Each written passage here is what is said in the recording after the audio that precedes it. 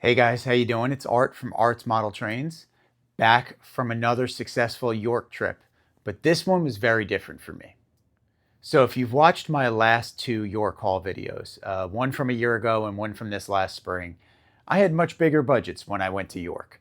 Um, I probably bought a little more than I needed to, but really got some good stuff.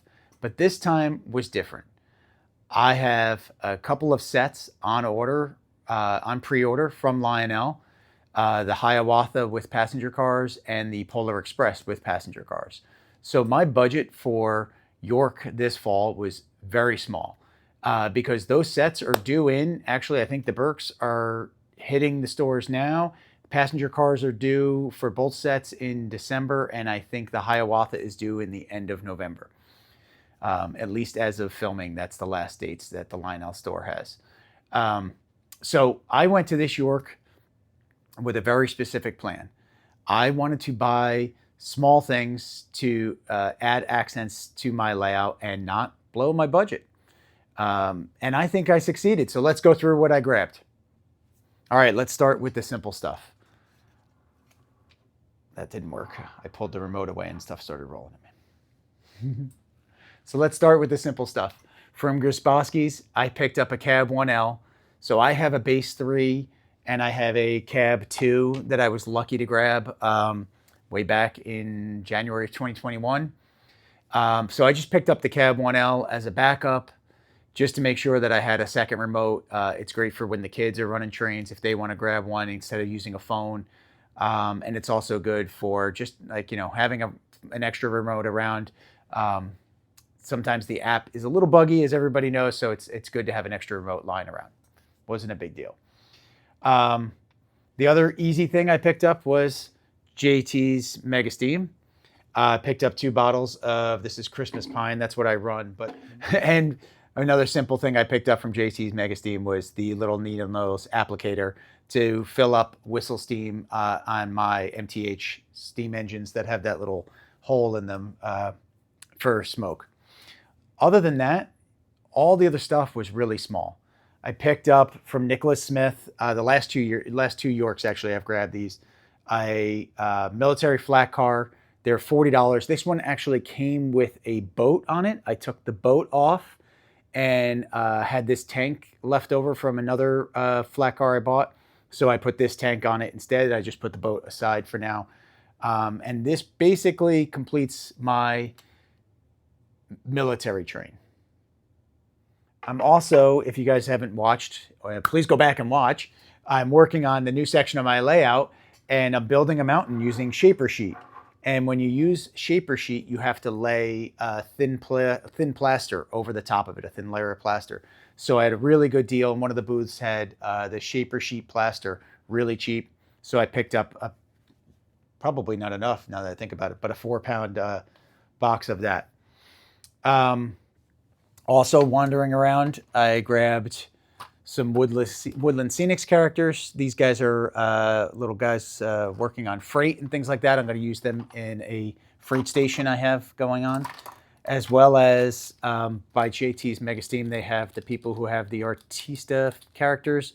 I picked up a conductor and what looks like a guy pulling levers and things like that. I'm going to put him in my control tower, pulling on the switch levers, and the conductor, I plan on putting him on the back of the observation car for the Polar Express. And then at one of the other booths, I found a guy holding a clipboard, which I thought was really cool. And I'm going to put this guy on my control tower has like a porch. So I figure if I put him there, it looks like he's looking over the yard and looking at the clipboard to make sure all the engines look like they're in the right spot. This thing keeps attacking me. So then walking to some of the other booths, I picked up cars. And I got 3 different cars here. This one right here is Eleanor from Gone in 60 Seconds. Great movie. I couldn't pass this up. I don't know if it's period appropriate for how I have my layout set up, but I saw the car and I couldn't resist. And then I think this was in the Blue Hall. There was a guy who had a table and he was selling a couple different cars. I'm going to get these wrong. I probably should have looked them up. This is a 53 Buick Skylark. And then this one, oh man, there's no way I'm going to be able to read that. I think this was 67, 69, something my father said. So, you know, again, 2 cars that I thought were really cool. They'll look great on the new section of the layout. Um, that's it. That's all I bought, which was awesome. So I really kept it within budget. You know, knowing that like I said, I have 2 other sets coming in that I need to pay for. So I had a very tight budget, but that doesn't mean I didn't have fun. I know I spoke to a bunch of people, some of my friends, but obviously a number of people stopped me, and I appreciate that. Thank you. Um, and it was just great to hang out. And then I also had the opportunity to be on the YouTube meet and greet panel, which was just really great. That was not for my channel, but for the 3 Rails 4 Dads podcast that I do with Ray from Ray's Trainz, Mike from Datified, and Dell from the Dell Hudson Instagram channel. If you guys haven't joined us, we do a monthly show. It's usually a Friday night at 8 o'clock. So look for us on Instagram and YouTube. We'll announce when the shows are coming. We always have a guest, which is great. We actually just did one recently with Mr. Muffin. And next month we have a fun guest coming up in December, so check it out. But, you know, other than that, like, York was just great. It was a great time to just hang out, walk around, help other people buy trains. I know I helped Dell find a few things for himself, which was awesome. I helped Dell buy something he never thought he even wanted, and he ended up with 2 sets of something, which is great. And there's probably a story in there he'll have on his Instagram channel you should check out. And then I also had the opportunity to go to the Lower Susquehanna Valley Railroad Club, which I didn't get to do this past spring. And while I was there, you guys may have seen there's a guy there who actually takes tank cars, strips them apart, and makes them with LED lights and everything in them, and works with an app. So he had the old tanks that he had ripped off the tank cars sitting there for free. So I picked up a couple of them. I was thinking I could do something with them, spray paint them, make them into, maybe not that one since I dropped it on the floor in the middle of the video. I figure I could do something with these. I could spray paint them black and make them, you know, some sort of a tower and put a lid on it, or make it a fuel tank on its side. I'll figure something out, but I figured for free, might as well grab a couple and see what I could do with it. And then also my friend Dell had this extra figure set of military seated figures that he gave me, which is awesome. I'm going to hopefully find a couple places on my military train to put these guys. And it also comes with a few benches and stuff, which will be cool. So thanks, Dell, for these.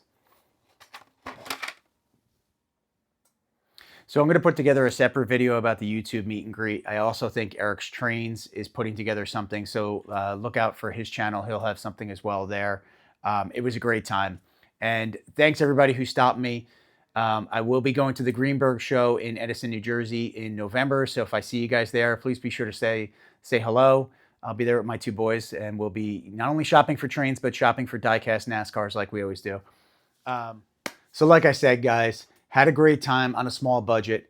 Got the accent pieces I was looking for my layout. There's definitely some more stuff I was hoping to find that I didn't find. And obviously, there was a lot of stuff I walked away from that I knew I couldn't buy having those 2 sets on pre-order. But it was still a great time. So thanks for watching. Please be sure to like and subscribe, and I'll see you again next time.